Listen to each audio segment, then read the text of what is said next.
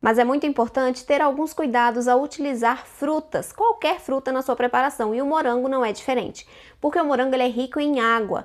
Então, quando você utiliza nas suas preparações, a depender do formato que você o adicione, você pode estar agregando uma grande quantidade de líquido e essa quantidade pode afetar a sua preparação. Por exemplo, se você utiliza o morango no formato de suco, você, a depender da sua cobertura, você não vai poder adicionar esse morango no formato de suco porque ele vai afetar a textura, a estrutura da sua cobertura e você pode acabar perdendo ponto. Então o ideal é que para coberturas você faça uma pastinha bem concentrada e adicione, por exemplo, se você estiver fazendo um chantilly ou um merengue, depois que você preparou o chantilly ou o merengue, você incorpore essa geleia consistente na sua cobertura para poder aplicar no seu bolo.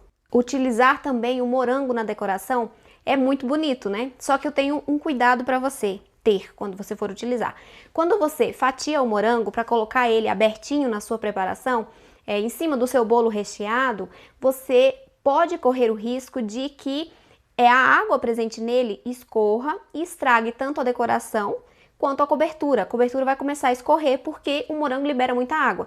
Então o indicado é que você, se for utilizar o morango na decoração, você utilize ele inteiro, higienize direitinho e coloque ele inteiro sobre o seu bolo, porque ele pode afetar a consistência da cobertura e também a decoração, caso ele seja fatiado.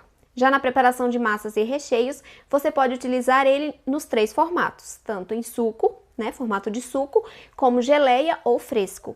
Só que é importante mencionar que, se você utiliza o morango fresco, tanto na massa quanto no recheio, você reduz a validade da massa ou do recheio. Por quê? Porque ele vai estragar com maior facilidade, já que ele tem uma grande quantidade de umidade concentrada.